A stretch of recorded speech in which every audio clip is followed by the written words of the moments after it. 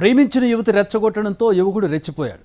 తన జూనియర్ను విచక్షణారహితంగా కొట్టాడు. అంతేకాదు ఆ తతంగాన్నంతా వీడియో తీయడంతో ఈ ఘటన తిరుపతి జిల్లాలో సంచలనంగా మారింది. జూనియర్ను కొట్టిన 6 గ్యాంగ్పై పోలీసులు కేసు నమోదు చేశారు. మరోవైపు కాలేజీ యాజమాన్యం సైతం 6 యువకులను కాలేజీ నుంచి సస్పెండ్ చేసింది. తిరుపతి జిల్లా సత్యవేడి నియోజకవర్గం నారాయణవనం సిద్ధార్థ కాలేజీ హాస్టల్లో దారుణం జరిగింది. జూనియర్ విద్యార్థిపై సీనియర్ విద్యార్థులు విచక్షణారహితంగా దాడి చేశారు.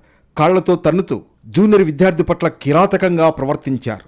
సిద్ధార్థ కాలేజీలో మొదటి సంవత్సరం పాలిటెక్నిక్ చదువుతున్న విద్యార్థిపై సీనియర్ విద్యార్థులు దాడి చేశారు. అంతేకాకుండా తామేదో గొప్ప ఘనకార్యం చేస్తున్నట్లుగా విద్యార్థిని కొడుతున్న దృశ్యాలను సెల్ ఫోన్లో చిత్రీకరించారు.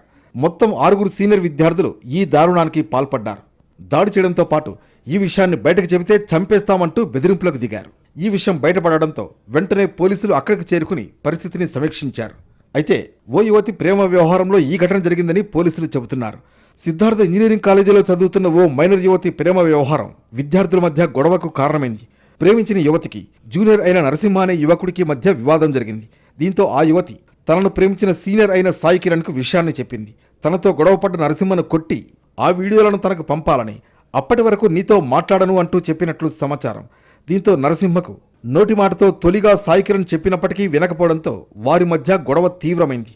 దీంతో సాయి కిరణ్ తన 5 స్నేహితులతో నరసింహను కాలేజ్ హాస్టల్ గదికి తీసుకొచ్చి చితకబాదారు.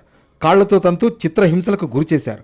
తనను కొట్టొద్దు అంటూ విద్యార్థి నరసింహను వేడుకున్న తోటి విద్యార్థులు రౌడీల్లా అతనిపై దారుణంగా దాడి చేశారు. విషయం తెలిసిన వెంటనే బాధిత విద్యార్థి తల్లిదండ్రులు హుటాహుటిన హాస్టల్కు చేరుకున్నారు. గాయపడిన తమ బిడ్డను చూసి కన్నీరు మున్నీరుగా విలపించారు. మంచి భవిష్యత్తు కోసం హాస్టల్లో ఉంచి చదివిస్తుంటే తమ బిడ్డపై ఇంత దారుణంగా దాడికి పాల్పడ్డారంటూ తల్లిదండ్రులు ఆవేదన వ్యక్తం చేశారు. అంతేకాకుండా ఘటనపై బాధిత విద్యార్థి తల్లిదండ్రులు పోలీసులకు ఫిర్యాదు చేశారు. దీంతో దాడికి పాల్పడిన 6 విద్యార్థులపై నారాయణవనం పోలీసులు కేసు నమోదు చేశారు.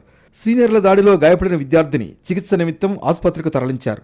మరోవైపు ఈ ఘటనపై సిద్ధార్థ కాలేజీ యాజమాన్యం వెంటనే స్పందిస్తూ సీనియర్ విద్యార్థులపై చర్యలు తీసుకుంది. జూనియర్ను చితకబాదినందుకు గాను వారిని సస్పెండ్ చేస్తూ కాలేజీ యాజమాన్యం నిర్ణయం తీసుకుంది. ఈ వివాదానికి కారణంగా మారిన ఆ యువతిపైన చర్యలు తీసుకోవాలని డిమాండ్ చేస్తున్నారు విద్యార్థులు.